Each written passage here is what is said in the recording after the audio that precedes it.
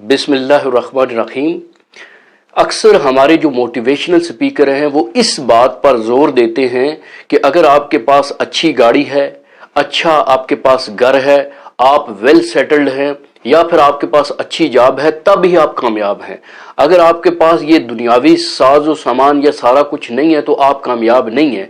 हालांकि इस्लाम की तालीमात इसके उलट हैं।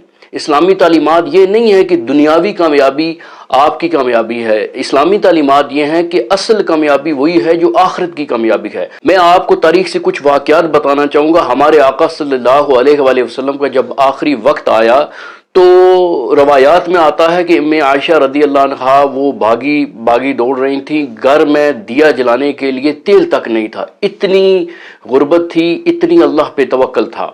इसका मतलब ये हरगिज नहीं है कि हम दुनियावी जो मामलात हैं उन्हें छोड़ दें, या जो अपनी ये जो आर्जी दुनिया की जिंदगी है इसे बेहतर से बेहतरीन बनाने के लिए अमल को छोड़ दें। ये इसका हरगिज मतलब नहीं है। इसका मतलब ये है कि हम दुनिया की जो हमारी आर्जी जिंदगी है इसे हम बेहतर से बेहतरीन बनाने के लिए कोशिश जरूर करें, लेकिन अगर इसकी कीमत जो है आखिरत की जिंदगी को कंप्रोमाइज करके है, या आखिरत की जो हमारी असल या अबदी जिंदगी है उस पे कंप्रोमाइज करके है, तो फिर हमें हरगिज दुनियावी जिंदगी को बेहतर से बेहतरीन बनाने की कोशिश उस कीमत पे हरगिज नहीं करनी चाहिए। और दूसरी बात यह है कि जो हमारे जो मोटिवेशनल स्पीकर हैं वो अक्सर जो हमारी यूथ है उनको आजमाइश के लिए तैयार नहीं करते।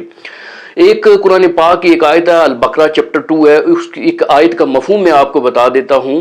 उस आयत का मफहूम यह है कि हम तुम्हें जरूर आजमाएंगे फलों की कमी से, जो है और भी दुनियावी जो आजमाइशी हैं तुम पे लाएंगे। हम बेटे देंगे, बेटे वापस ले लेंगे, कुछ माल देंगे, कुछ माल हम वापस ले लेंगे, और हम तुम्हें आजमाएंगे। और जो सब्र करने वाले हैं उन्हें उन जन्नतों की खुशखबरी दे जो जिनके नीचे नहरें बह रही हैं। मैं ये नहीं कहता कि हमारे जो मोटिवेशनल स्पीकर हैं वो जो है ना बिल्कुल ही गलत डायरेक्शन देते हैं, लेकिन अक्सरियत जो है वो आजमाइश के लिए यूथ को तैयार नहीं करते।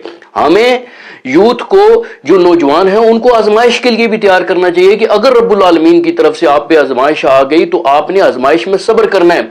अगर आप एक वेल एजुकेटेड हैं, अगर आपको अच्छी जॉब नहीं मिल रही तो आपने उस पर सब्र करना है। हो सकता है जॉब नहीं मिल रही तो रब्बुल आलमीन आपके लिए, अल्लाह रब्बुल आलमीन ने कोई और मौका रखा है, आप कोई अच्छा बिजनेस कर सके। यही वजह है कि बाज दफा ये मामला देखने में आता है कि बाज नौजवान मायूस हो जाते हैं कि फलां जो है फलां मकाम पे पहुंच गया तो मैं भी पहुंच सकता हूं, मैं क्यों नहीं पहुंच सका। तो नौजवान हैं उन्हें इस बात पर भी तैयार करना चाहिए कि आजमाइश के लिए भी आप तैयार रहें।